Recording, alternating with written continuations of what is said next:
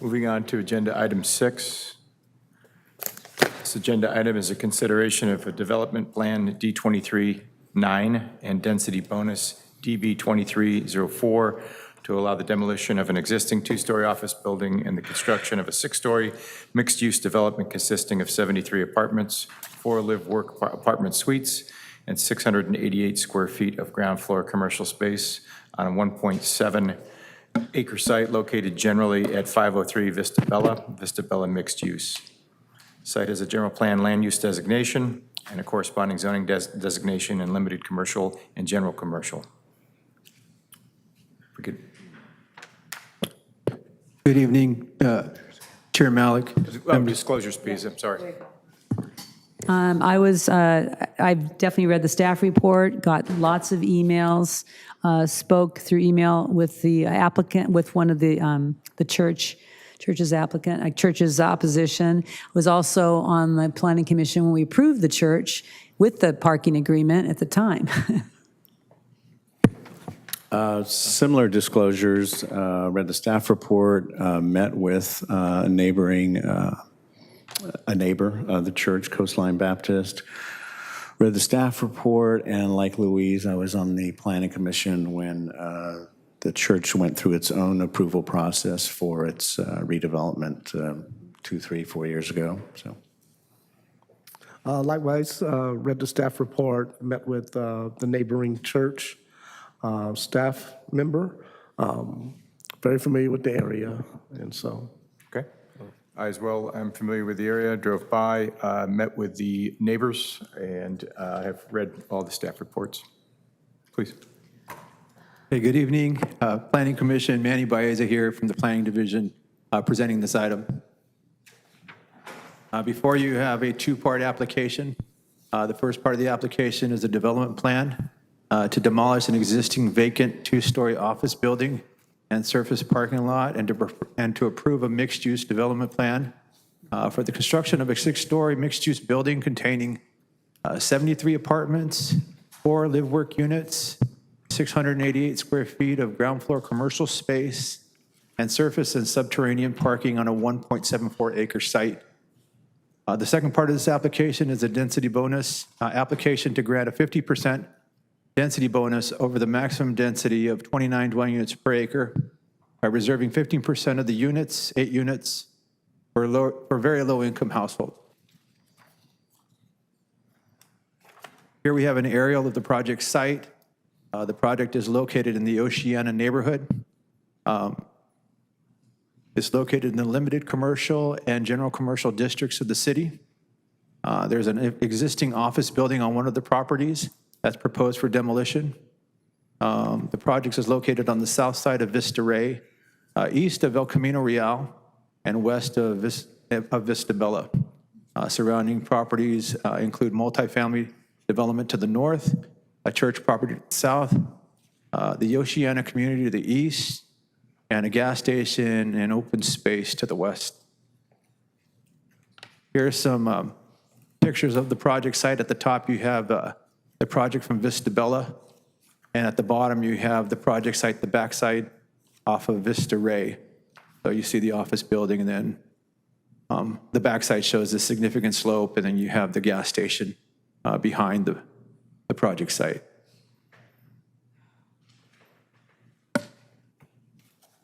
The project site is comprised of 2 separate parcels.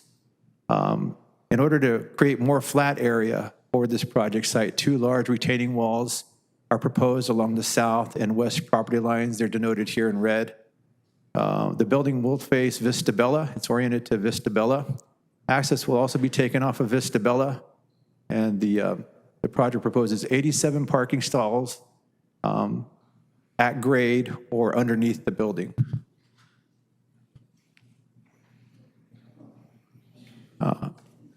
Here are the elevations for the building. The project features Spanish-style architecture. It would have white stucco walls and S-tile roofing. There are arched balcony and staircased openings, black metal rails and light fixtures for accents. The footprint of the building is stepped and recessed to provide articulation, and human scale is provided at the lower floors with the use of wood trellises, stone veneers, and roof cornice at the second floor.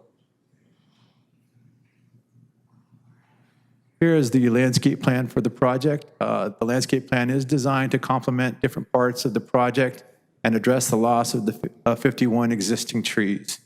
The applicant is proposing 49 new trees in 15-gallon, 24-inch box, and 36-inch box sizes. The landscape and irrigation plans were reviewed by the city's landscape architect for consistency with a city standard. With regard to the density bonus application, the project site currently is allowed to have a base density of 29 dwelling units per acre with an area of 1.739 acres. This would allow for 51 dwelling units. The applicant is setting aside 15% of the units for very low-income households. By setting aside 15%, they're entitled to a 50% density bonus, which would be 26 additional units, for a total of 77 units for the project site and a density of 44.28 dwelling units per acre. The affordable units would be proportional to the overall project mix and square footage. They're proposing 1 affordable studio unit, 4 affordable one-bedroom units, and 3 affordable two-bedroom units.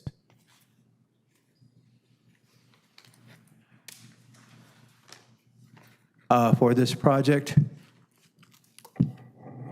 state density bonus law allows for the applicant to request, as part of a density bonus, an incentive or concession from a standard that provides an identifiable cost reduction, and also request waivers from development standards that physically preclude development densities proposed. I'd also point out that requested incentives, concessions, or waivers must be approved unless findings are made that the granting would result in a specific adverse impact defined as a significant, quantifiable, direct, and unavoidable impact based on objective, identified written public health or safety standards, policies, or conditions. Also, the receipt of a density bonus, incentive, concession, waiver, or reduction of development standards shall not constitute a valid basis on which to find a project housing development project is inconsistent or not in compliance or not in conformity with an applicable plan, program, policy, ordinance, standard, requirement, or other similar provision. For this project, the applicant is requesting 2 incentives and concessions. The first one would be to remove the requirement for renewable energy on site. The estimated cost savings is $847,000. The second incentive concession would be to decrease the required amount of parking from 92 to 87 stalls, and that would result in a savings of $556,000. 16 waivers are proposed as part of this project, and they include waivers from setback requirements, minimum usable open space per unit, minimum individual common area dimensions and location requirements, a minimum usable common open space, maximum floor area ratio, building and height, parking stall dimensions, and also a maximum retaining wall height. The applicant did hold 2 community outreach meetings in December of 2023 and May of 2024.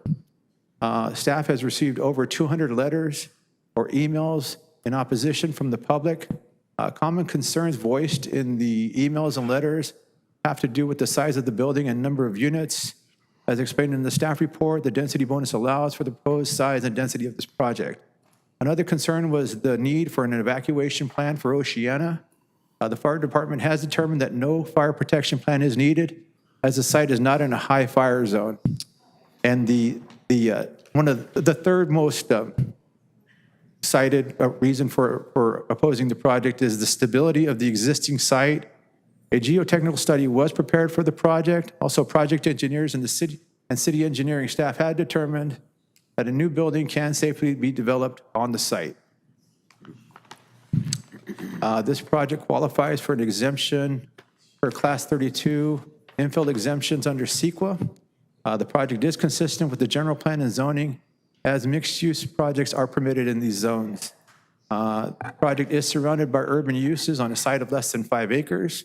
The project contains no habitat for rare, sensitive, or endangered species as determined by a biological assessment prepared for the site. The project does not result in significant effects pertaining to traffic, noise, air quality, or water quality. Please, if you can keep your comments down, you will have a chance to speak and comment on these issues. Many of you have already put your comments in to the city planners. So please, let's be calm and allow each other to speak. Thank you. The project does not result in significant effects pertaining to traffic, noise, air quality, or water quality as determined by technical studies prepared for the project. The project can be adequately served by all essential utilities and services as the site already has utility connection.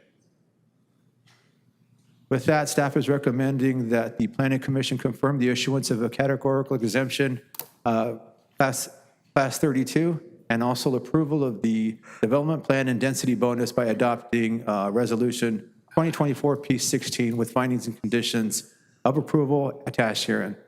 That concludes staff's presentation. I'd be happy to answer any questions. There's also presentations from the applicant as well as the Oceana Community Association. Great, thank you, Manuel. Tom, you have something to say? Thank you. Manuel, right? Yes. Thank you, Manuel. Yeah, I had a number of questions, and I'll probably roll them out a little bit by bit. Recording stopped. We're recording? We have an audio recording, we just don't have the Zoom, so we can continue because it will be recorded. Okay, Commissioner Rosales, please continue. Thank you. So my first question has to do with one of the bullet points you had on there, and that's the scale of the project.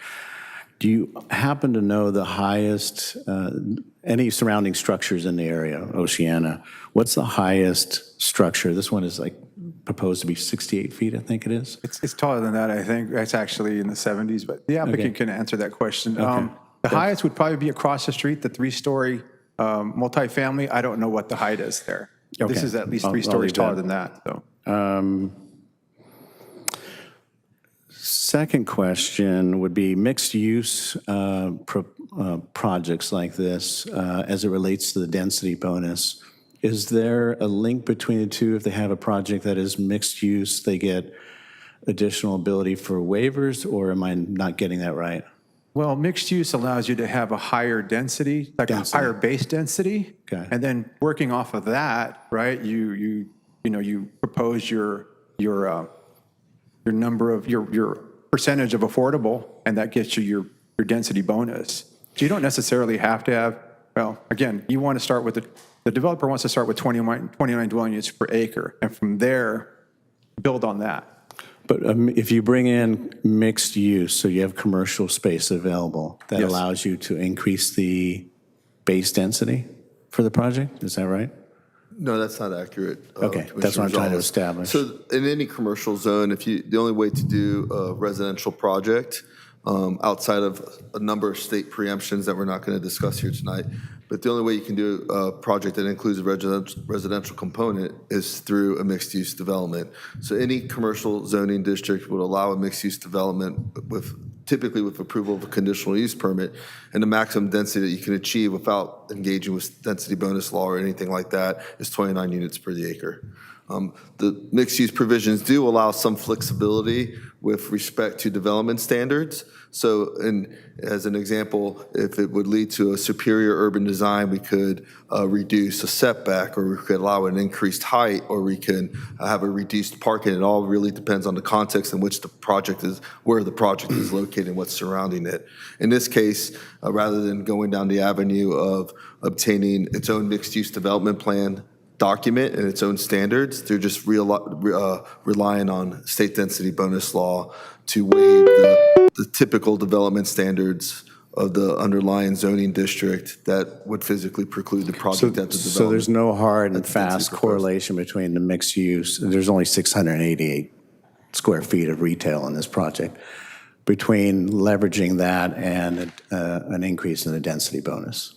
No, there isn't. There isn't a correlation. And I think you're trying to get at is there a minimum? Is there like a percentage of That's where I was building going. FAR that has to be dedicated to commercial? To is there a split? And the short answer is there isn't. Yeah. Our provisions in Section 3042 of Article 30 allow the applicant to propose a project and staff to evaluate it. Well, that's where I was going, because I was wondering if the city or the state law had any percentage requirement for that. Sounds like there isn't, because otherwise I'm kind of curious why the applicant would propose 688 square feet of retail. I mean, I think my living room is bigger than that. So, like, why bother? But I'll let the applicant address that.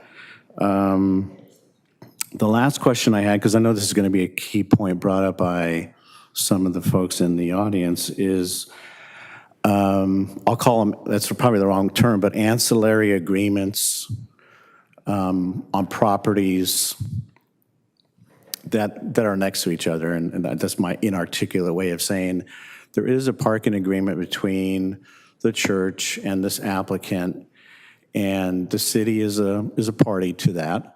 And they somewhat acknowledge it in the staff report, not quite as clear as I would like to see it. But to my understanding, that issue is unresolved in terms of, I guess, reach an agreement that, hey, we have a parking agreement and I don't want to let it go. I'm speaking on,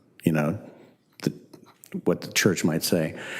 So how does that play into this issue of project development, given that there's an agreement we know exists, and again, the city's a party to it, that is still kind of hanging out there, unresolved, and not really been touched upon, Manuel, on your presentation, really not touched upon in the staff report or the resolution, but it's kind of a core issue. So maybe that's too much for you to get into at this point, unless you want to. But I'm happy to respond to that question. So let me make it very clear, and this is how we articulate it in the staff report. The city is not part of that agreement. Is not party to that agreement. That's a private agreement between two property owners.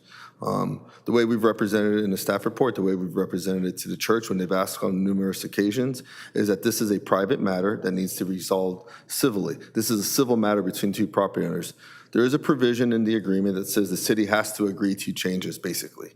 And our way of agreeing to these changes is by recommending approval of this project to you today. It says that the city, I think the agreement says something like, the city has to agree to, in addition to the other party, Recording in progress. any material changes to the project before they're made, and or to any of the individual sites before they're made. And the answer to that is the city has given their written authorization in the form of this recommendation to you tonight. So there's no doubt that there's this outstanding issue, that there's an agreement in place, and these two parties have to work out that in a civil matter. That's a civil matter to be taken care of by those parties. yeah, and the agreement that I'm speaking to is silent on the requirement that all the parties, the city, the church, and the owner of this project, it's silent on all three parties having to agree. So I guess it's open to some interpretation. I'll leave it at that because I know it's going to come up again. And I have other questions, but I'll wait. So go ahead and go to somebody else. Commissioner Ballmer? I definitely have some questions, as Commissioner Rosales brought up, on that same subject. So when the applicant comes before us, I'd like to hear a little bit more about how they're going to resolve this issue between the church and themselves. The other issue I was going to just kind of pointing out, that retaining wall from the gas station to this project is over 20 feet, right? And I know one of their waivers says they don't have to do anything to it. So I'd like to kind of know from the applicant what they propose the retaining wall will look like. Like, hopefully it will be some kind of appealing, because it is right along the roadway. So I kind of want to know a little bit more about that. And the other one is, I noticed that I guess the wastewater is going towards Bella Vista, but I think that there's the stormwater is going towards a large cistern that's in the back of the property. Is that what that is? Okay, so that cistern is right next to the retaining wall, within less than 10 feet, and that means all that stormwater is going to go there. So it's surcharging that wall. I'm sure that the engineers can come up with all kinds of great, engineering techniques to be able to make that wall solid. But if that cistern leaks, or if the dirt gets impacted with the soil and being the water, that's a kind of a potential hazard. And I know that just right down the street, like north of that, they've had a lot of problems with the earth. So that's just a real kind of scary little thing right there. So I'd like to hear a little bit more from the applicant's perspective on what they feel that's going to be a safe thing for below them, the gas station. And I guess that's pretty much with the water, the retaining wall, and then the parking agreement. Those are my first couple of questions. For the applicant, I guess, mainly. Anything else? Kevin? One of the things that, being a safety professional, as I was looking at, you said that the traffic would not be impacted as far as getting in and out, especially in an emergency situation. I mean, that's just a single road. It's a single lane road going down there. So I would like to know how they came to that determination where it would not be an impact. The city's traffic engineer looked at it, and they look for line of sight when they're evaluating a project. Also, engineering looks at that when they're evaluating a project line of sight. There's actually a signal going in at Vista Ray and El Camino Real. Okay. So, I mean, and there's already a signal, right? Further south on El Camino Real to control traffic there. So I think between those two, between those two intersections, they're signalized, right? So that should alleviate, I guess, concerns of visibility and line of sight.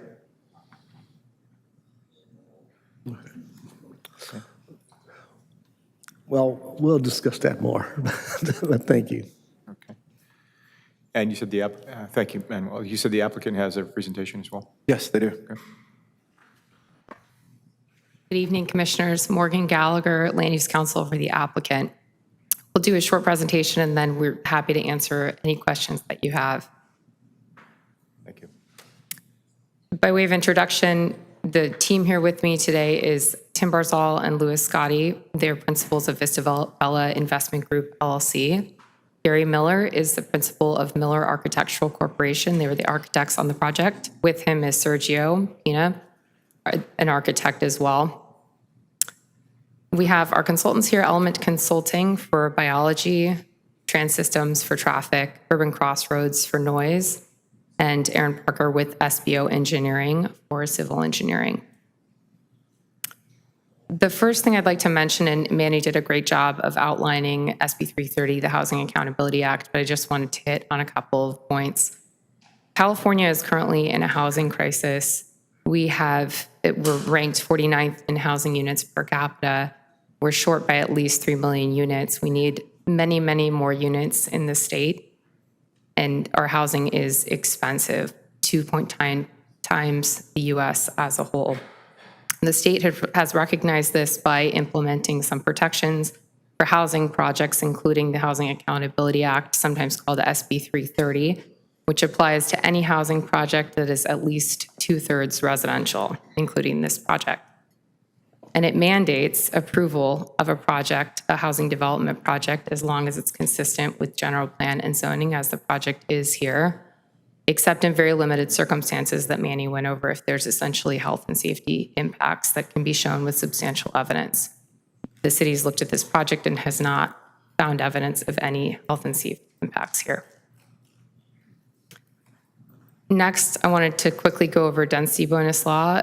As Manny said, this is a density bonus project. We're asking for a 50% density bonus tonight and 2 incentives and several waivers.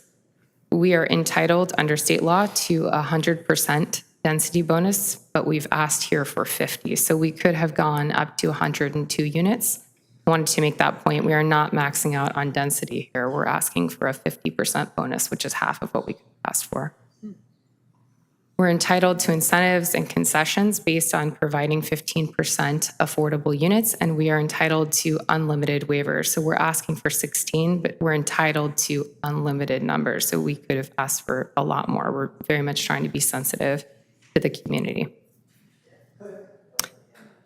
So the density bonus consists of density, increased density, incentives and concessions, which we're asking for removing the renewable energy requirement and a slight reduction in parking to 87 rather than 93 that are required, and 16 waivers, which we can go into detail on. And I think Gary will go into detail on some of those when he discusses the architecture. And I'll hand it over to Gary with that, but available for any questions. Thank you. Mr. Chairman, members of the Planning Commission, my name is Gary Miller with Miller Architectural Corporation, located in Redlands, California. So we are in a new era of housing development. These new state development laws have turned housing development on its ear. And so what we're here to do tonight is try to find a balance between what the state allows and what the community would like to see. Now, with these new laws in place, a viable project must seek a higher density if it hopes to compete in this new altered housing market. Competitive projects other than this, other projects that come before you will be seeking the same kinds of exceptions and waivers and the same level of density and heights, et cetera. That's not something that perhaps the city even wants, but the state has opened that up. So the good people of Oceanside and you good people, we all wrestle with that now. As stated, we could build as many as 102 units. That's not what we're proposing. We're proposing 77, which we are doing our best to strike a balance in that regard. The building projects that are illustrated here are just examples of the kind of projects that will now be coming forward under these new laws. This is the existing site, as was shown by Mr. Baeza previously, and the building is approximately 50 years old or 46 years old, and it was developed in an era when we were heavily dependent on the automobile. Parking is between the building and the street. It's difficult to see the building because the parking's out in front. Generally speaking, parking is not a very attractive thing to be looking at. But that's the way we developed in the 70s. It's not particularly pedestrian friendly. If you look at the plan view in the lower part of this slide, it sits rather awkwardly on the site, and that was to accommodate parking.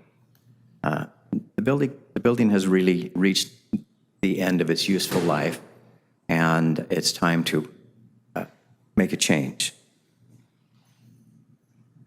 What we hope to do is take all of the great qualities that are found here in Oceanside and balance that with the need for additional housing and the opportunities the states now afford multifamily development.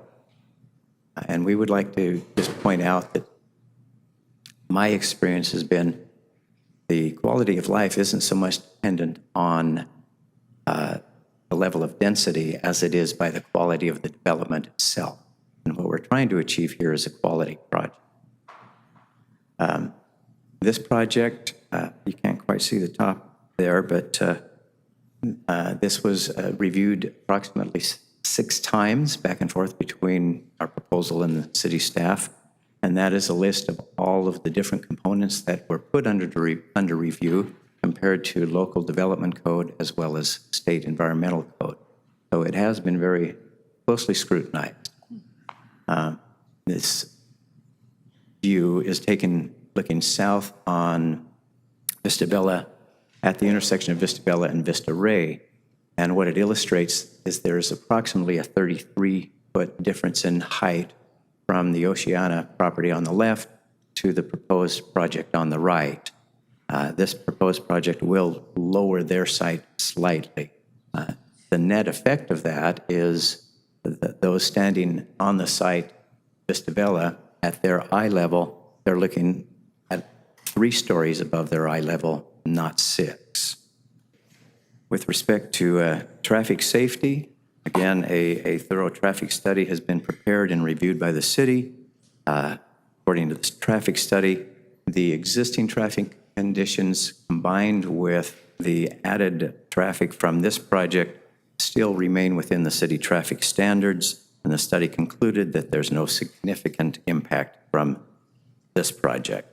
The service levels at the intersections remain close to what they were prior to this development coming forward. We understand that the city plans to eventually, sometime in the future, add a traffic signal at El Camino and Vista Rey. There will be some significant traffic impact fees paid by this project, should it be approved, and that will go a long ways to help fund that traffic signal. We note that Fire has reviewed this as well and has not identified any safety issues. This project revitalizes an underutilized and antiquated site. As already mentioned, the top of the parapet is 68 feet above the grade of their site, and there is an elevator penthouse that is 73 feet.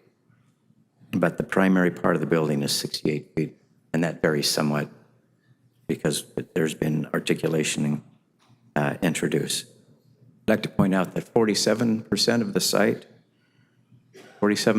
site will be landscaped, which is quite a generous amount of landscaping for any multi-unit project.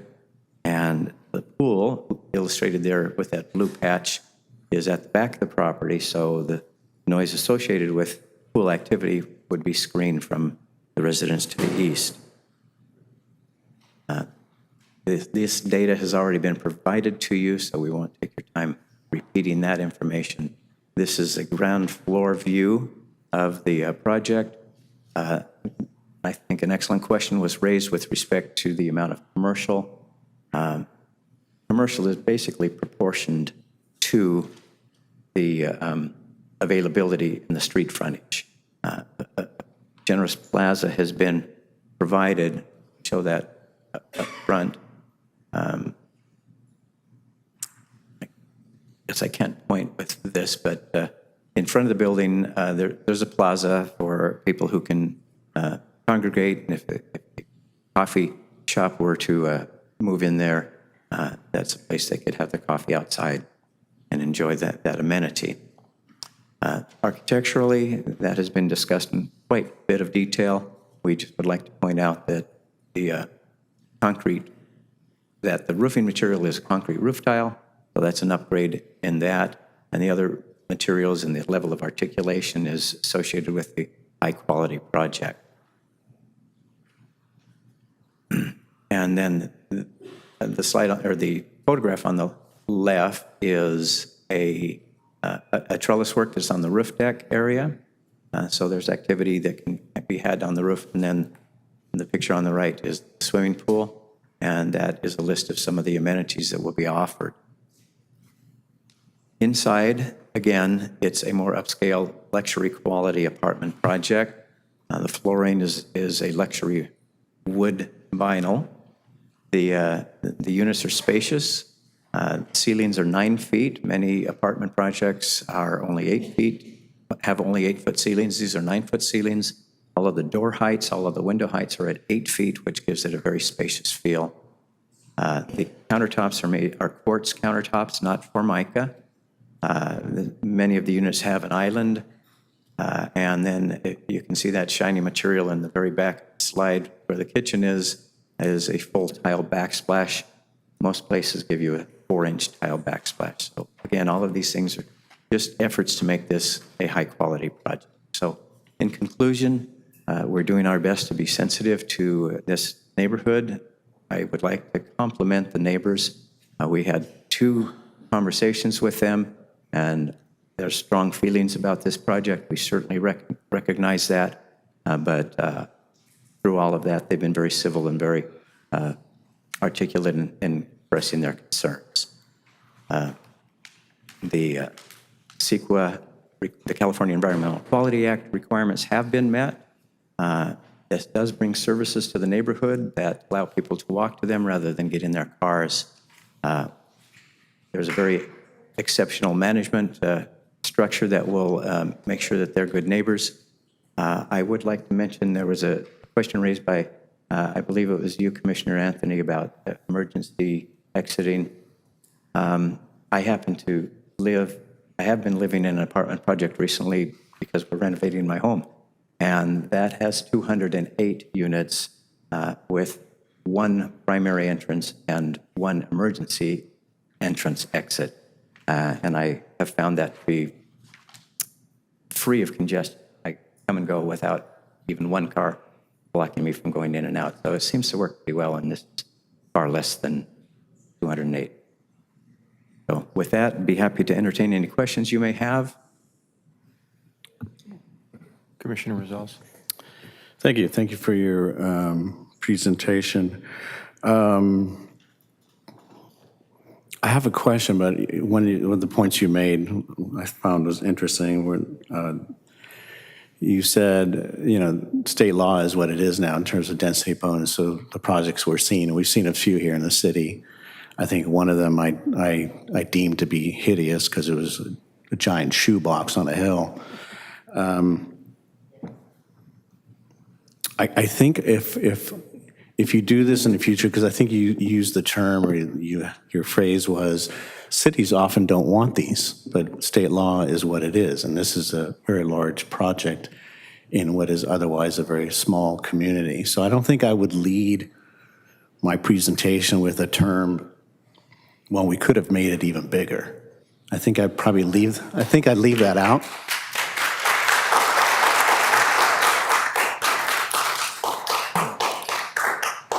I think acknowledging that cities aren't real fond of these is probably good enough. Don't use that other term. I touched upon earlier in my question to staff the issue of the parking agreement between your project proponents and the church next door. Do you want to touch on that, or does legal want to touch on that? Because I really want you to speak to that issue because, like I said earlier, it seems like a big issue to them, and it's really, nobody's really touched on it yet. So legal, do you want your legal want to step up and tackle that one? Refer to that. And I did want to mention there is an animation that we have queued up, which we can conclude with. We didn't want to interrupt the question answer. Thank you for the question. So we have been working with the church. We thought it might be better just to extinguish the agreement entirely. They did not want to do that. So we will abide by the agreement. There's nothing prohibitive in the agreement for the project. We will continue to use the parking sharing agreement. Okay, thank you. Will there be any parking to share? That's all I have for right now, Chair. I actually have a question about the construction phase on this, and I think it's either going to be to the developer or to Manny. The project rating, you've got about 11,500 plus yards of exfil coming out of there. That's a lot of trips. When we look at the safety and public safety with that, the traffic signal was mentioned just from a timing perspective in terms of traffic flow with an increased footprint of heavy construction. If it were to be 20-yard trucks, that's 578 trips. If they were smaller, obviously the number goes up. So just curious how that will be managed or mitigated.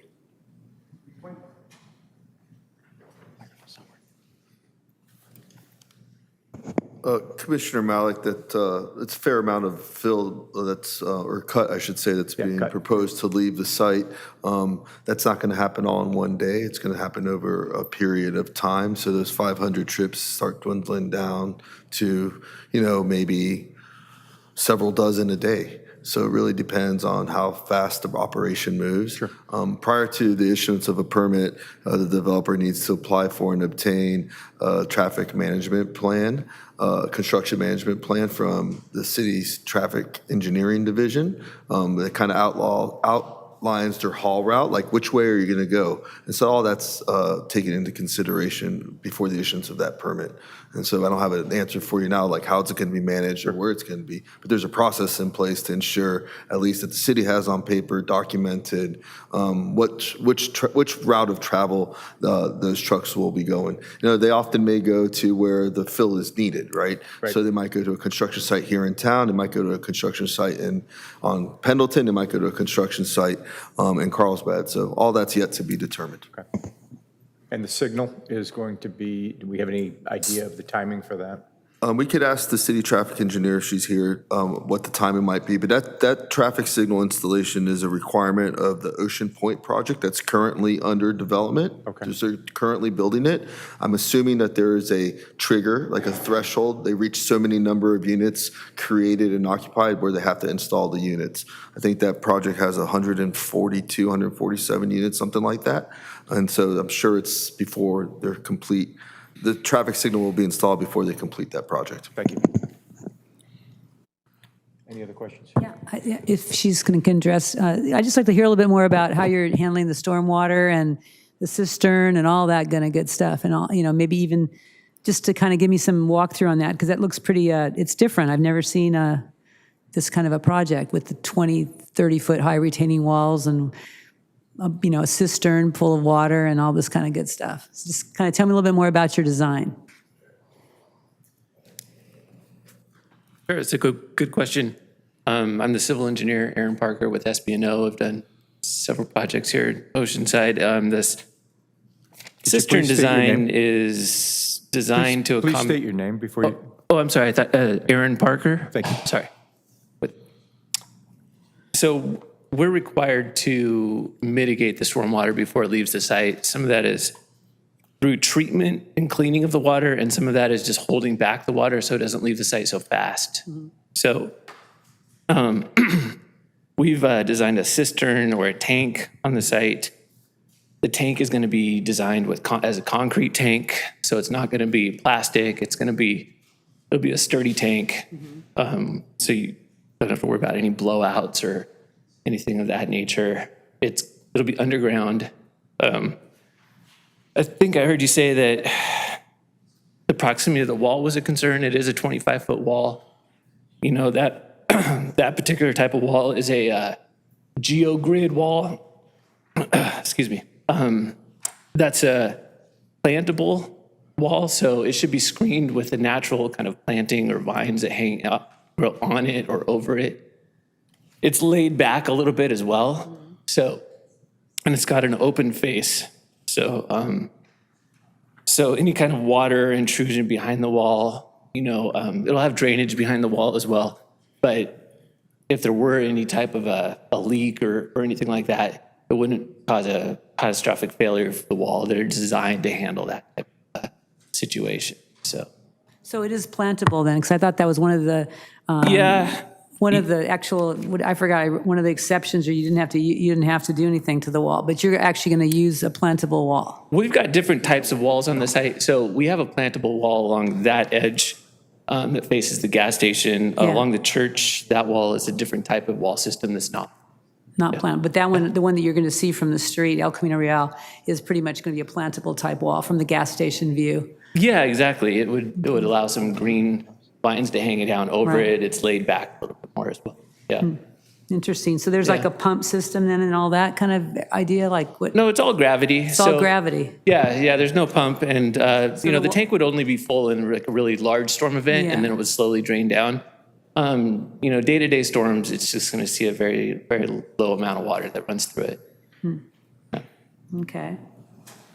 We try to design it so that it doesn't exceed what a pre-development would, so there's no impact downstream Okay. as far as from a stormwater standpoint. Thanks, Aaron. Yeah, you got it. Anything else? No.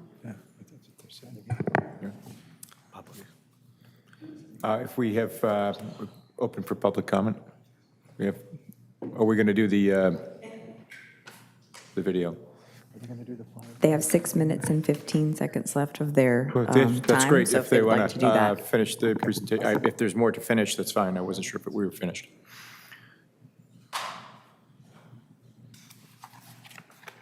we done with that?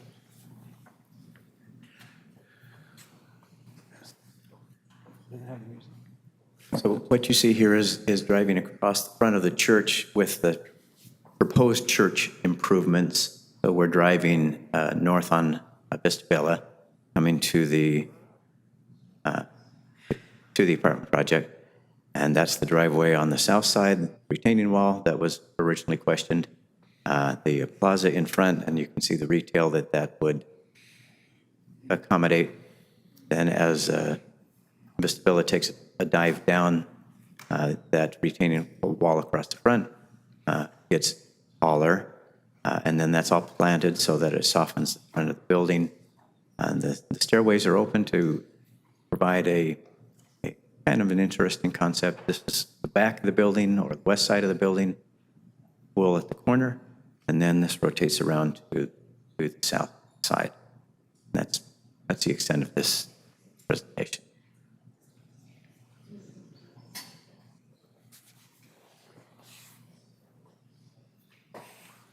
Was there anything else that you guys had to present? Okay, thank you very much. Thank you. Okay. We have people set up to speak. Vice Chair Malik, Public yes. comments. Are you ready for me to go ahead and start ma'am. Okay, we're going to go ahead and start with our group speakers first. So you will not see anything on the screen, but I'll go ahead and read your names.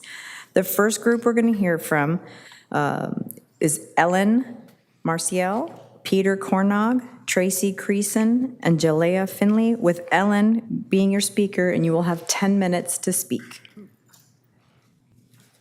Okay, now you can start my time. So I have 10 minutes. I'm Ellen Marciel. I live at 3808 Vista Campana South, house number 40 in Oceanside. I am chair of an HOA, a board-appointed ad hoc committee to inform and engage the Oceana residents. I represent all of my neighbors in Oceana, many of whom are here tonight wearing white shirts and colorful buttons. Wave hello, Oceana neighbors. Thank you. Thank you. There are many more neighbors who wish they could have been here tonight. We are a very engaged community and have already sent in over 200 letters, as Manny had said, in opposition to this apartment tower. In addition, we have had town hall meetings with Mayor Sanchez and Councilmember Eric Joyce to discuss this project. I wish that everyone here could talk to you tonight about their love of community, the nurturing environment of a senior community, and the amazing views on almost every corner. But thanks to the state density bonus law, none of that matters. And all we can do to protest this proposed apartment tower is to prove specific adverse impacts, such as health and safety, that this project will result. We are now going to hand you several reasons to deny this application. Oceanside Community Association, known colloquially as Oceana, is a vulnerable senior community built in the late 1960s. Oceana consists of 932 single-story homes on 144 acres. Ages of residents vary from 55 into their 90s. This project, as presently proposed, does not belong here. Taking advantage of the Regional Housing Needs Assessment and the California Density Bonus Law, the requested 16 waivers are designed to allow the developer's desired density for the site to be achieved. It fails to make a dent in Oceanside's need for affordable housing. The lot includes a section that abuts El Camino Real that is unusable, but is still included in the developer's density calculation and landscape calculations. It is quite simply a developer grab, fitting a size 10 foot into a size 4 shoe. It is also an infill development with no consideration of the surrounding development, such as the Lennar project currently under construction on nearby Stagecoach Lane. First, let me show you what the site looks like now as standing on the west side of El Camino Real across from the gas station. So you can see the gas station's there on the lower right, the church is in the upper right, and the existing two-story office building is there. Now let me show you a CAD rendering done by an architect who lives in our community of what the development will look like from the same vantage point. Because the developer, although that animation was quite interesting, we'd never seen that before, and the developer never submitted an adequate photo simulation other than that animation you just saw, we made this one ourselves. This also does not even show what the retaining wall will look like because we simply don't know what it will look like. There again is the before and after, the before on the top and the after on the bottom. So here are the 5 health and safety issues that we're going to present to you that you can use to deny this application. The first one is ingress and egress. This is a map of our community. 2 single-lane roadways. Jaylee, can you show those? Thank you. 2 single-lane roadways, Vista Ray and Vista Oceana, both exiting onto El Camino Real, are the only ingress and egress points for an area that now encompasses over 1,265 homes. If you include the Oceana condos, Vista de Oceana, Ocean Point, and now 503 Vista Bella. Visitors to the church and the golf course will only further compromise traffic flow. Issue number 2 is also a safety issue, and it's vehicular access.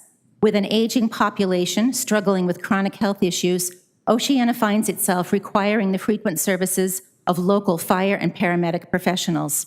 Traffic backed up at Vista Oceana and Vista Ray will negatively impact the ability of emergency vehicles to access the community. In addition, since the apartment tower residents won't have enough on-site places to park, many of them will be parking on the adjacent streets, further impacting emergency vehicle access. Number 3, pedestrian safety. Many of Oceana's residents are daily walkers, and several are vision or hearing impaired or both. Because the developers of the apartment tower are marketing to young professionals, the new residents will likely be people who live at a much faster pace than we do. Oceana's current inadequate infrastructure, including a lack of bike lanes and sidewalks within 2 feet of the roadway, are an accident waiting to happen. Number 4 safety issue is the slope instability. The site of the proposed tower is on a slope which has proven to be unstable. Landslides have occurred for decades. The applicant's architect just acknowledged that on his slideshow, although he didn't read it out loud, I noticed. This is the 1997 slope repair plan for the Coastline church property. And you can see in the middle, there's that gray area where the slope failed and the soil came down onto the sidewalk and onto the road. That handwritten note, I'll blow it up for you now and I'll read it, says, in part, and it was written by the city engineer, again in 1997, reads in part, this plan was prepared as a result of a slope failure and a nuisance declaration by the city. Climate change and increased total rainfall, which in turn is causing flooding and slope failures in our area. The existing 2-story office building on the proposed tower site is shifting and has structural cracks and broken windows as a result. The site is clearly unstable. The following photos show actual landslides from earlier this year, from the site of the proposed tower down onto the Oceana gas property below. Another larger slope failure at this particular location could result in an environmental disaster due to the hazardous materials at the existing gas station being in the direct landslide path. So the photo on the left, again, you can see the building, the 2-story office building at the top, and you can see where the slope failed onto the ground below. That's the back of the gas station. There was some significant damage there. That was about a year ago.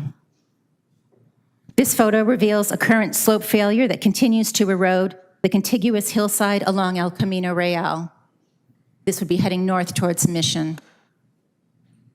Another photo of the slope that's failing. The last issue is one of health. The proposed tower will block the cooling ocean breezes and obstruct the warming sun and adversely affect the ventilation within nearby homes. So I know this is hard to see, but thank you, Jaylee, the little tiny person on the right is standing in front of his or her home. And then on the left is the gas station at the foot of the hill. On the left is the gas station all the way down there. Yeah, thank you. And then that middle white rectangle is where the new tower would be. So you can see, and this is from the developer's submittal actually, you can see the little black person has a line of sight, and the architect acknowledged this, that where they're right now currently looking into the beautiful Oceana Valley and the airport, they will now be looking into someone's 4th floor bedroom. This is a photo from approximately that same vantage point as the little person on the previous slide. This is how it looks today, and then this is how it will look once the building is built. If you don't find that these 5 health and safety impacts are enough to warrant the denial of this project, then please consider the following mitigation measures. To offset the negative safety impact of ingress and egress Oceana residents, the City of Oceanside must create an evacuation plan for Oceana in light of the added traffic and homes that have been approved between us and our only two means of egress. To offset the negative safety impact of increased traffic, we would request that the city impose an age restriction on the development. If the tower is occupied by senior citizens, the problems associated with fast-paced residents would be eliminated. Also, senior communities generally have fewer cars. If the development cannot be age-restricted, or frankly, even if it can, we would still request that the city install a three-way flashing pedestrian beacon with call buttons at the intersection of Vista Campana and Vista Bella in front of the new apartment tower.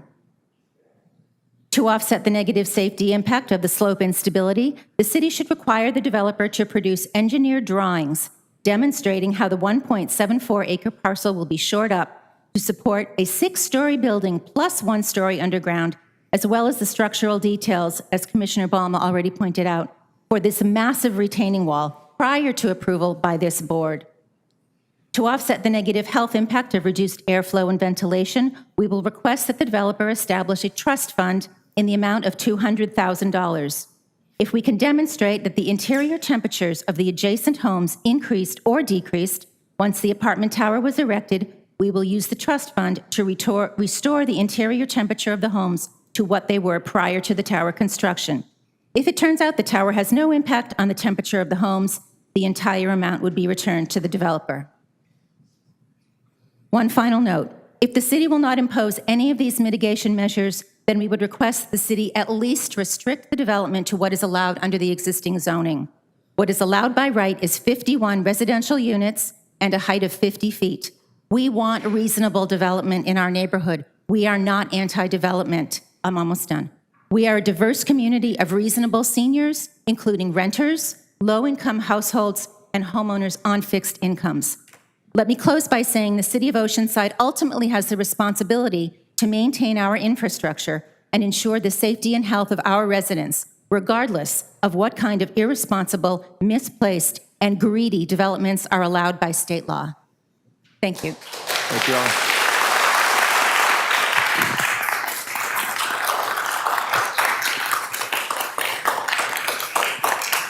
Next.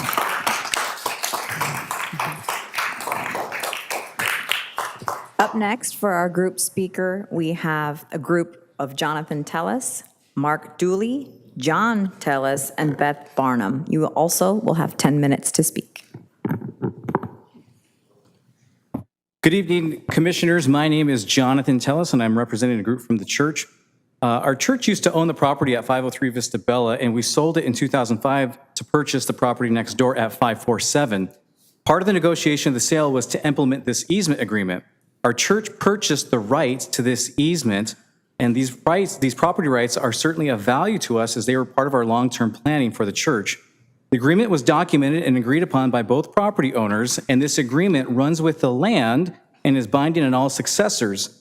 The agreement is not dependent upon the city parking code and was put together in such a way to prevent this very type of redevelopment from taking place. Now, just a few minutes ago, I was encouraged to hear Ms. Gallagher say that they would be willing to abide by the terms of the agreement. The agreement states in first page, as a further condition of the reciprocal parking agreement, the parties covenant and agree that no building or other structure shall be placed, installed, or constructed within the areas covered by the said easements in such a manner as to obstruct or impair the ingress, egress, and parking on the respective parcels. It could be interpreted that maybe after the building was completed that they'll just park on ours and we could still park on theirs. During construction period, ingress and egress is going to be blocked, still a violation of the agreement. Neither shall either party materially diminish the number of parking spaces without the prior written consent of either party and the city of Oceanside. These parties agree to execute the grant a reciprocal agreement and the form attached to this agreement, Exhibit C. It's 14 pages long. It spells out the whole area that is being referenced. Earlier tonight, was able to read the staff report. The staff report says that the stalls available to the church at the project site are not necessary for the church to meet the parking requirements of the zoning ordinance. Therefore, the staff's recommendation is to approve the project. The language they said in there is that it's not necessary. I was genuinely shocked the city put that into writing and presented it tonight because that is a clear RLUIPA violation. Religious Land Use and Institutionalized Persons Act, or RLUIPA, is a federal law that was unanimously passed by both houses of Congress in 2000 that protects religious institutions from land use and zoning regulations that impose a substantial burden on the religious exercise. This was signed by President Clinton in the year 2000. RLUIPA does not allow the city to rely on general zoning standards to decide what is necessary for a religious institution to function effectively. Our church established this reciprocal parking agreement to meet the specific demands on high attendance days such as Easter, Christmas, baptism celebrations, open house, anniversary, missions conference, revival meetings, VBS, and other significant religious gatherings. These draw far more congregants than typical attendance, and it was precisely for these peak days and opportunities for growth that the easement was created. RLUIPA is clear. Religious institutions have the right to define their own needs without undue interference from the government. General zoning compliance may be adequate for routine operations, but it falls short for what our church requires for its mission. By ignoring the need for our parking and dismissing it as unnecessary, the city's recommendation directly contradicts RLUIPA's protections. Even when a land use decision doesn't directly target religious exercise, courts have held that indirect burdens such as denying access to parking can violate RLUIPA. RLUIPA protections are not limited to what happens inside church walls. They extend to the entire property, including the area which we have rights to park. In Paso Grill Beach Community Church versus the City of St. Pete Beach in 2022, the court upheld that parking restrictions on a church constituted a substantial burden under RLUIPA. That case recognized the ability to gather safely and conveniently is integral to religious exercise. Our church should have the same protections, and I ask the commission to recognize this in your decision tonight. The city staff report says that the city will not enforce the reciprocal parking agreement's terms, treating it as a civil matter between two private parties. However, the agreement explicitly requires city consent for any reduction in parking or new construction within the easement area. By recommending project approval without addressing the easement, the city effectively overrides our legally established rights. I think we all know that if SDG&E had an easement on this property in question, the staff would not be recommending this project for approval. So this is not a request for special treatment. We are just simply asking for equal rights. The right to operate our church as we always have without interference or restrictions from the government that compromise our ability to serve our congregation. To illustrate this troubling inconsistency in the city's approach to easements, I'd like to share a recent experience. Just last Friday, I visited the planning desk to request a permit exemption to build a fence in my backyard, which has a small HOA easement. My request was denied due to that HOA easement. So the city will enforce an HOA's easement to prevent me from building a simple backyard fence, yet it's willing to recommend approval for a 6-story apartment building that disregards the parking easement we rely on to conduct religious services safely and effectively. This double standard is concerning. The city should not enforce easements selectively based on convenience, especially when the easement in question protects the rights of a religious institution. The city has a responsibility to treat all easements equitably, not just when it serves a specific agenda. Now, let me turn briefly to the state density bonus law. While this law was enacted to promote affordable housing, it does not provide carte blanche for developers to override existing property rights or inflate project density without accountability. Density bonus laws grant concessions and waivers only when they don't conflict with state and federal law and do not infringe upon property rights. In this case, there are multiple conflicts with laws existing. So there's the health and safety aspect of the framework of the law, but then there's another category that talks about it cannot be in conflict with other laws. Conflicts with state and federal law, by diminishing or eliminating our easement-based parking, the proposed project violates the First Amendment, which protects free exercise of religion, the Fifth Amendment, and the California State Constitution's taking clause, which prohibit government actions that take or damage property rights without just compensation. While the city may not be physically taking the easement, its actions in approving the developer's project would have the effect of rendering the easement worthless. This is considered a regulatory taking, where a government decision deprives the owner of the use and enjoyment of the property without just compensation. And obviously, as I mentioned earlier, RLUIPA, which protects against local land regulations that substantially burden religious exercise. While we are committed to protecting our easement rights, but there's one other area too. In the calculations that they're requesting for density bonus, baked into their calculations is roughly 15,000 feet that they don't have full control over. That is area which we have property rights, and we would like that to be taken consideration in the calculation. While we are committed to protecting our easement rights, we are also open to finding a solution that meets the needs of both parties. We are willing to work with the developer to explore a compromise where he can achieve his project goals and we can retain the parking access that is vital to our congregation's needs. Unfortunately, the notice for the community meeting intended to address such concerns was postmarked May 14th from Seattle, and we received it only after the meeting took place on May 16th. We have since reached out to the developer multiple times over the last month over email, but our efforts to communicate have gone unanswered. In closing, I urge the Planning Commission to consider the serious implications of approving this project in its current form.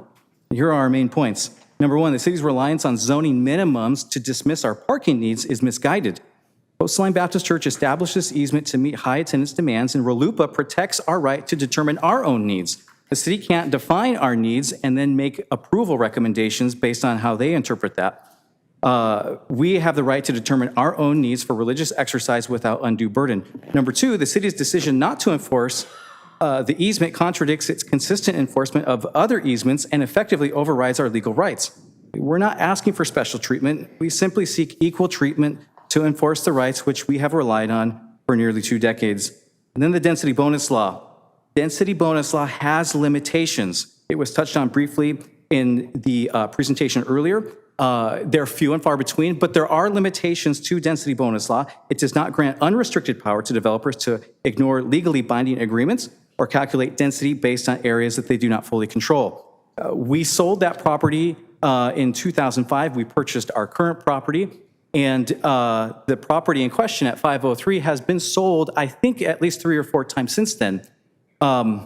If you get ready to purchase the building, the developer would have had the opportunity to get a title report and see that there are 3 easements that the church has on the property, and this would have been a known factor in that time. I respectfully request that the Planning Commission either deny this project as it stands or require significant revisions that respect the church's established rights, accurately represent density, and comply with federal and state protections. Thank you for your time in considering our concerns.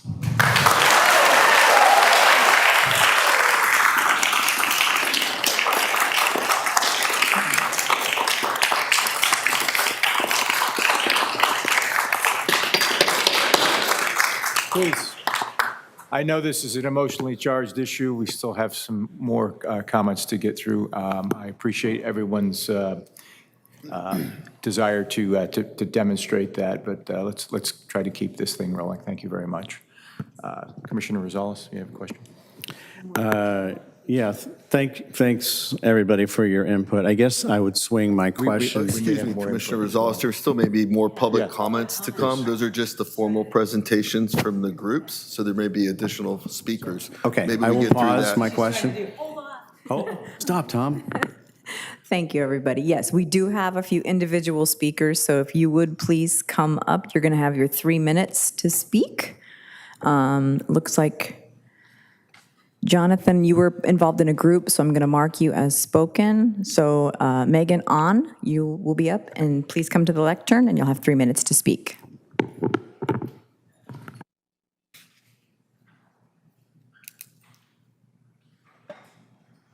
Dear members of the Oceanside Planning Commission, upon reviewing the traffic impact study for the 503 Vista Bella development, I have concerns about the Planning Commission's ability to capture accurate data related to pedestrian and bike access. I noticed in section 3.0, existing conditions, it states incorrectly that there are bike lanes provided northbound and southbound along El Camino Real. Under Appendix E, a very different description is provided and is somewhat more accurate. To be clear, currently, our community has 0 safe bike access along El Camino Real in either direction, and the traffic impact study does not include bike or pedestrian data. In addition, and equally concerning, is the current pedestrian sidewalk access from Vista Ray north to Mission. On the east side of El Camino Real, there is a sidewalk that is only 4 feet wide and includes areas that have overgrown ice plants where the 4 feet narrows to roughly 3 feet. Additionally, there are what looks like electrical equipment boxes on that sidewalk, and again, narrows that sidewalk to roughly 3 feet. On the west side of El Camino Real, there is a sidewalk that dead ends not far from the intersection of Mission and El Camino Real heading south. This very old infrastructure design forces our community to use the sidewalk on the east side for pedestrians going both directions and bicyclists going both directions at the same time and navigate around areas where the sidewalk narrows from 4 feet to 3 feet along that stretch. I believe it would be a grave injustice to approve Vista Bella before the city of Oceanside fixes the unsafe and poorly designed current infrastructure to ensure our community and future Oceanside residents are able to safely travel along El Camino Real in a car, on a bike, and as a pedestrian. I humbly ask the Commission to advocate for a future that is safe for all residents and encourages the ability for residents to safely drive, bike, and walk. Approving this project prematurely is not safe for our community and future residents. Thank you.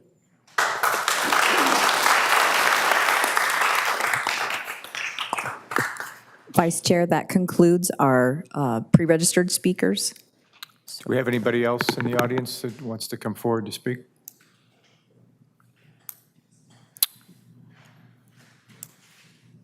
Commissioner Rosales? Thank you. Several, I think. And thank you, everybody, for your input. I think I'll start with a clarification, and maybe this goes to staff and city attorney and maybe legal counsel for the project. Just to get terminology correct, so I referred to a parking agreement between the two parties. Jonathan referenced an easement. So, which then is tied to partly, as I understood it, to the density bonus. So, Ms. Gallagher, I believe, you made a comment, if you wouldn't mind coming forward. You made a comment when I referenced the parking agreement that, as far as you're concerned, that's still in place, you're good with it. Is that correct? Yes, that's right. How do you understand that dovetails into the terminology that Mr. Tellis used, and that's the easement? So it's an agreement. He's using the term easement, and we're using the term agreement. It is an agreement between the parties, and we will abide by it. We were just chatting over here. We have 36 spaces now. There will be 35 surface spaces right there, so it's equivalent to, they can certainly still use those spaces. I think to the point that the agreement never contemplated any construction, that could not be the case, that they intended to prohibit construction forever. So the idea that there might be a temporary disruption, I think, is entirely consistent with the agreement, and thereafter we intend to abide by it. Yeah, and I think Mr. Tellis, not to put words in his mouth, was okay with the construction phase of, not having complete access. But then that, okay, and maybe we can bring up Mr. Tellis afterwards.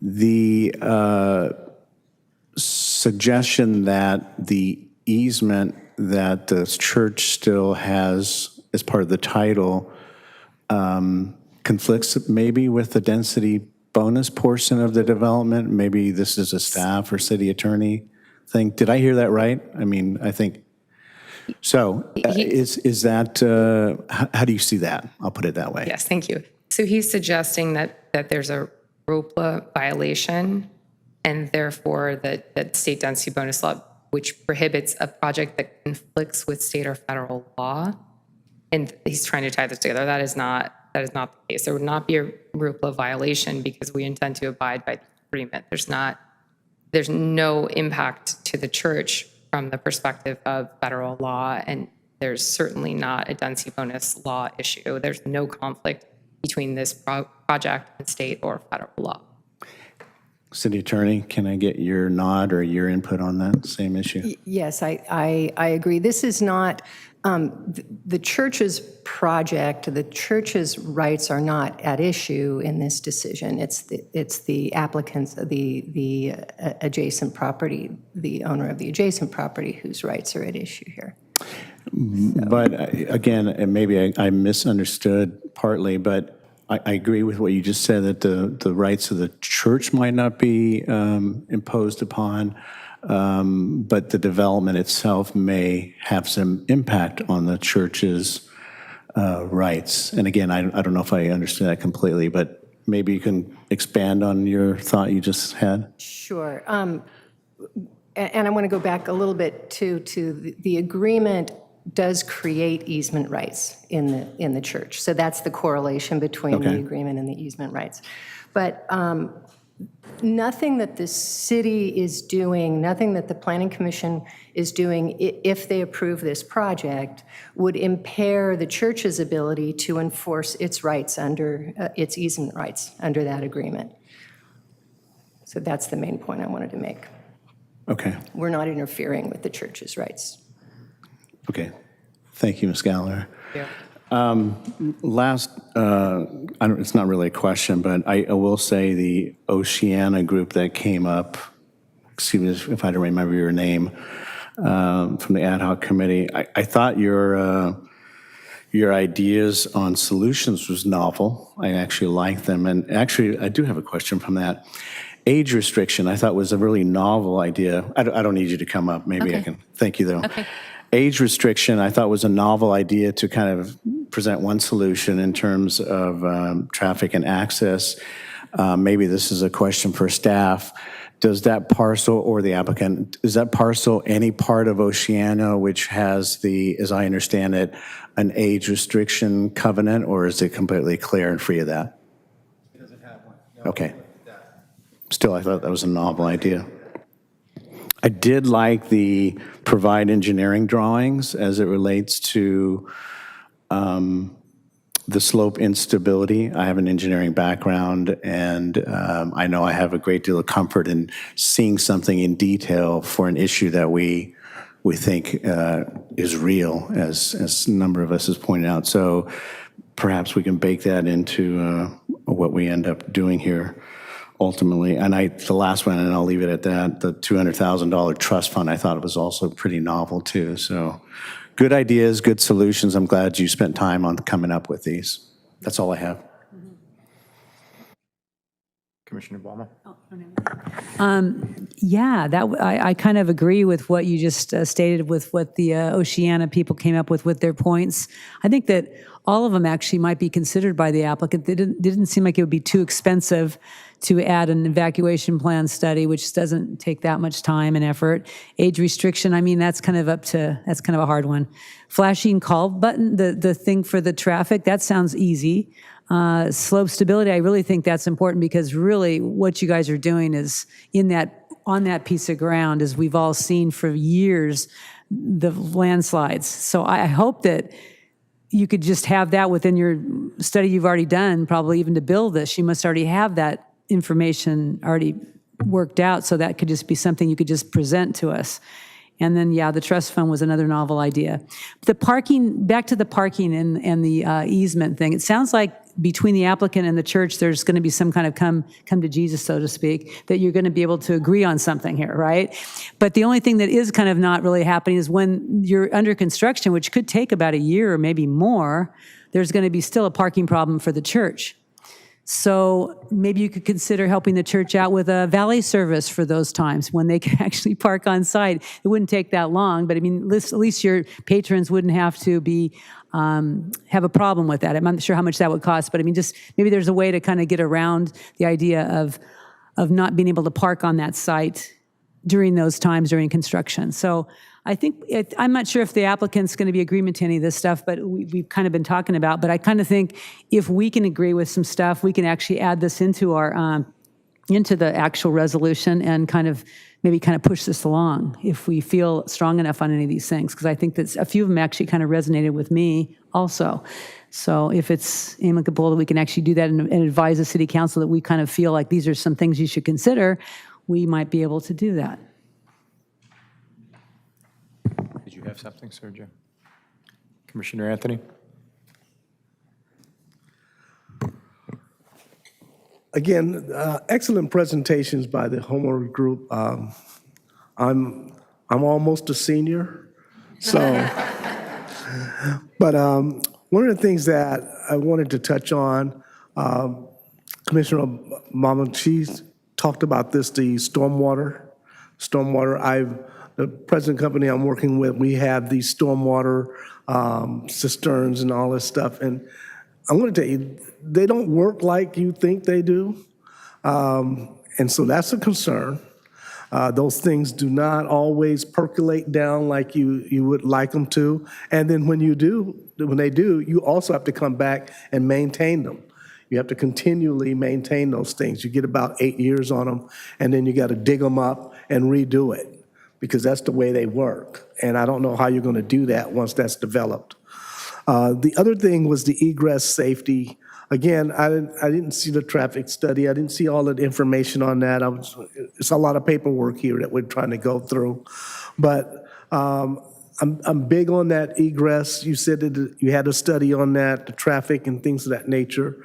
That, I can't see that. I can't, you have a church there, you have seniors, you have the golf course right down the street. There's a lot of factors that would go into an emergency situation, which is not your regular traffic. I get that. But the emergency situation where you got people trying to get out of a spot, and you have seniors, which are not as quick on the draw as some of these young buckaroos, right? So you're trying to get out of these places, and I would consider that. The slope, the wall, you're gonna have some nice color to it, some greenery. I like that. It's still a big wall, okay? But if the engineering is right and you get the greenery, I'm not so much opposed to that. But outside of that, again, the parking situation with the church next to them, they did bring up one point, Jonathan did, when he talked about there was an additional easement. And I don't think we still got that clear. The additional easement that he talked about, was that? So, Commissioners, the only encumbrance that we're familiar with that's in favor of the church on the project, the subject site, is this reciprocal parking agreement. I'm not familiar with any other easements. Manny reviewed title. There was no other evidence of any other existing easements that have been recorded against the property at 503 Vista Bella in favor of the church.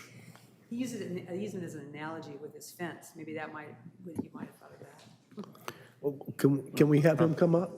Jonathan, can you clarify? There's three. Per this agreement, as it's signed by both parties, it's reciprocal for parking, agreement for reciprocal parking easement. So it is an easement. The second one, the two other additional are for signage. So there are two other spots where we can have signs, and we have easements on that property as well. But they are all easements, not just agreements, but easements. Okay. Thank you. Clarify. Thank you. That was, yeah. I can, Would you like to make a recommendation, Tom? well, not without a long, drawn-out statement first. I always do that. No, I'll start by saying thank you again, everybody, for all of your input. It's good. We've wrestled with this issue of projects, as one of the applicant's consultants indicated, that are a lot different than they used to be. They're large, lots of density, and their characters often do not fit with the neighborhood character. And we've wrestled with that up here. Every city, frankly, is wrestling with this now, but because it's state law.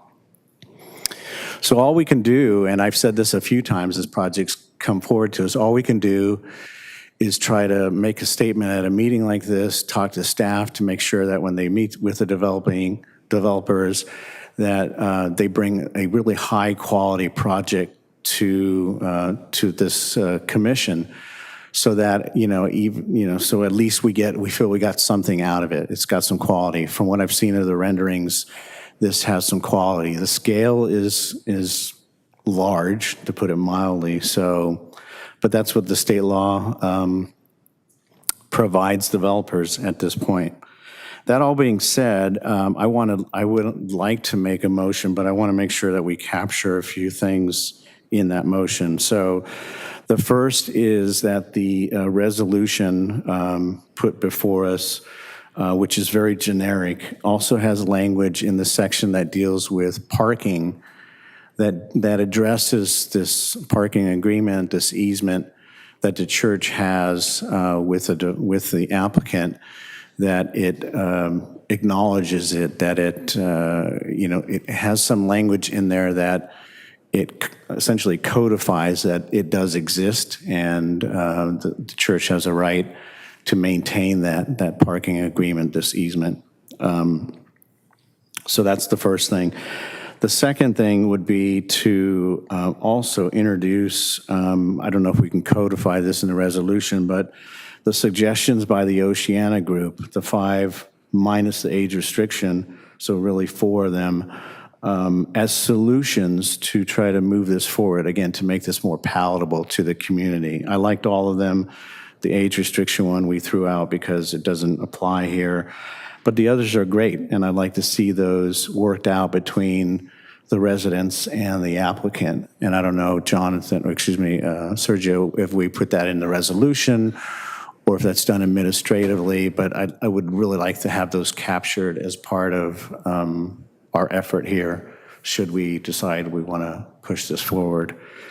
I think that kind of captures just about everything. I'll put all that as a motion to approve with those stipulations.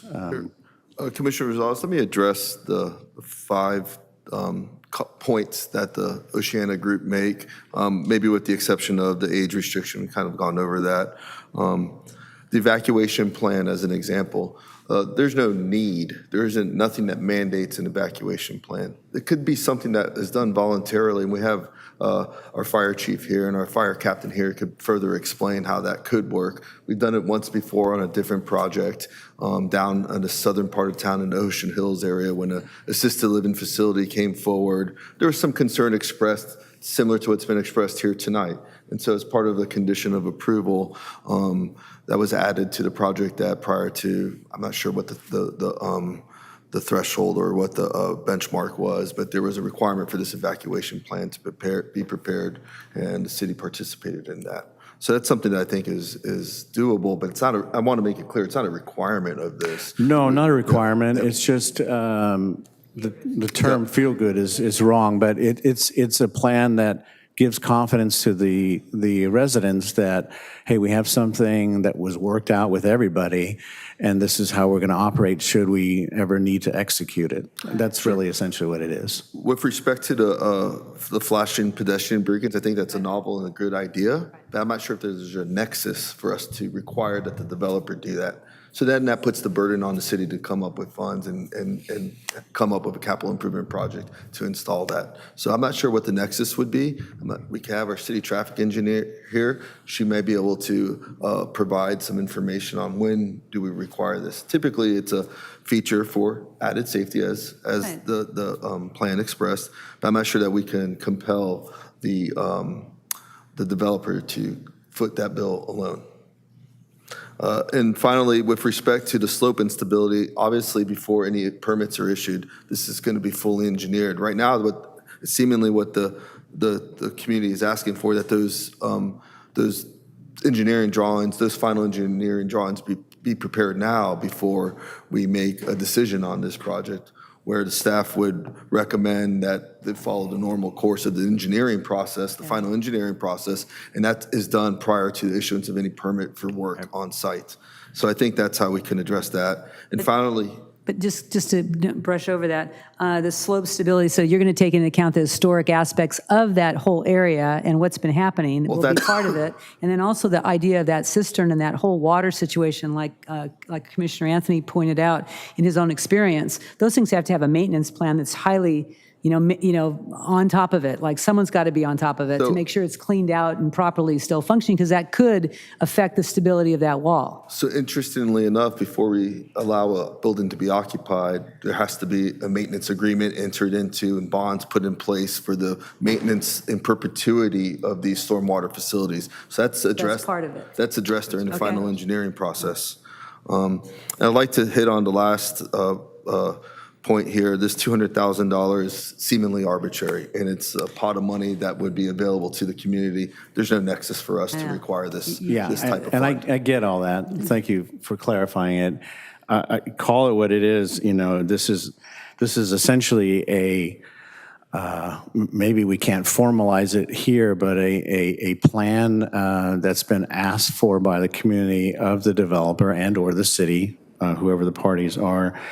It's mostly a communication plan. It's like, hey, we're gonna go along with the fact that this big building is gonna come in our community. So we're gonna agree to sit down and you're gonna share your information with us, like the engineering drawings.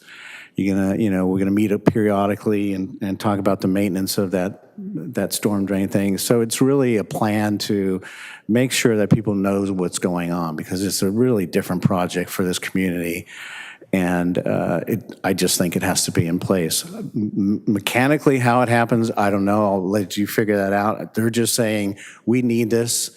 It gives us a lot more confidence. So how you do it is fine. But maybe the developer pays for some of this. I know that you may not want to obligate them to that, but I think it's on the table. Yeah, it's an ask. It's an ask. Yeah, it's an I ask. think We're it's just what we're recommending to putting city forward. council, this is what we feel like. We've listened to the community. We agree with a lot of what the community has said. We're just recommending to the city council that we feel like we'd like to also ask them to consider the same things we have. Yeah. So let me provide a little bit of clarification in the context of what we're asking the planning commission to do tonight. It's not a recommendation to council. This would be, the planning commission Staff can recommends. serve as final acting body. Generally, these types of projects, whether it gets a positive, an affirmative vote from this body tonight or a negative vote, it's likely going to be appealed to city council. So certainly we can take these comments and concerns, and should this project get approved tonight or should this project get denied tonight and an appeal is filed, we could certainly include that narrative in any staff report that goes forward to city council. If that's the case, then I think we need to add these points into our recommend, if we're going to approve it, we're going to reprove it with what we're just trying to say. It's I arbitrary. think We're I going did to add that the already. I think evacuation in my plans, all motion that that. all of these Put all that in there. would be done. Yeah. I'll leave it to you procedurally how it happens. Right. Whether it's in the resolution or just a narrative to the city council, should it get appealed. But Yeah. I think I've already clarified, correct me if I'm wrong, in my motion that these things get built into our approval here Right. tonight, should we decide to do that.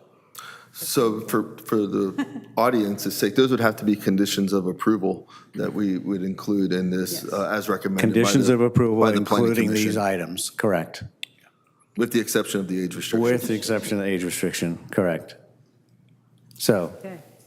I've made my motion. It includes all So that. it's all the 4 plus the parking, right? Yeah, the Okay. part, Prior yeah. to, making your motion and finalizing your vote, you may want to ask the applicant if they're amenable to Right. these Thank you for added reminding points us as this, yes. conditions. Guns. Applicant, just nod your All right, Ms. head. Gallagher. Yes, Thank you, that'd be Sergio. great. Yes, thank you all. Thank you. So we will evaluate all of these options.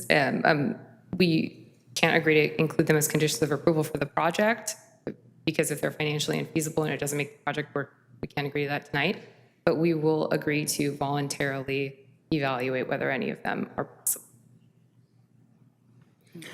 Okay, so we need to capture that in terms of how we make the resolution. Thank you. So, thank you for that clarification. Yeah, So thank you. I would recommend if you're agreeable to what the applicant's counsel is representing, rather than making these conditions of approval, that these are things that are continually worked on between staff and the applicant.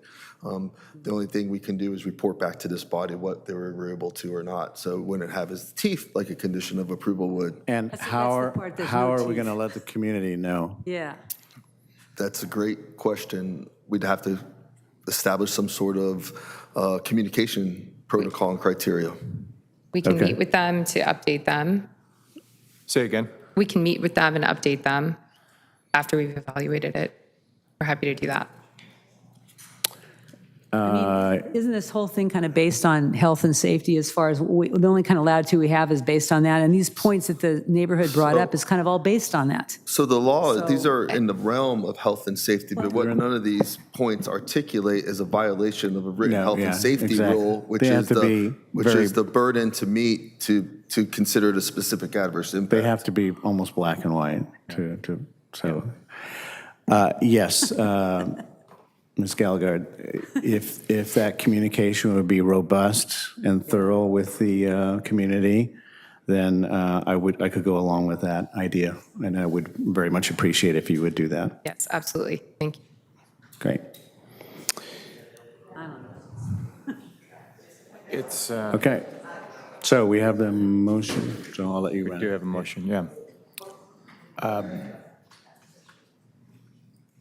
So we have the motion put forward. I need a second on that, but before we do that, a lot of issues that were discussed this evening. The challenges that we face as a community from state laws that mandate certain things are sometimes very difficult to both process and then to live with ultimately. But it is what it is right now in terms of how that state law operates, and we need to operate within that. It is an election year. The one way we can change things is by voting and exercising that right to change things at the state level. And so I just remind everybody of that. It is important, and a lot of times things change. We're not aware of them till well after the fact. In this case, we've exercised our rights here to ensure that everybody had a fair opportunity to present their issues. We've heard you at the community level, and we'll go forward. And can I get a second on this motion?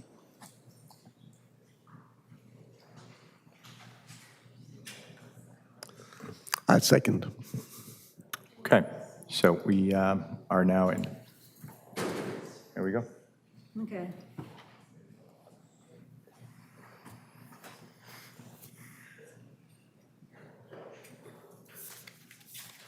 Let the record show that the motion passes 3-0 with Commissioner Balma voting no. And that's just because of the fact that I don't know if I can trust the ability of they're going to come up with some reasons why they can't afford it, which they can. So that's why I voted no, because I hope that you guys can really work with the people.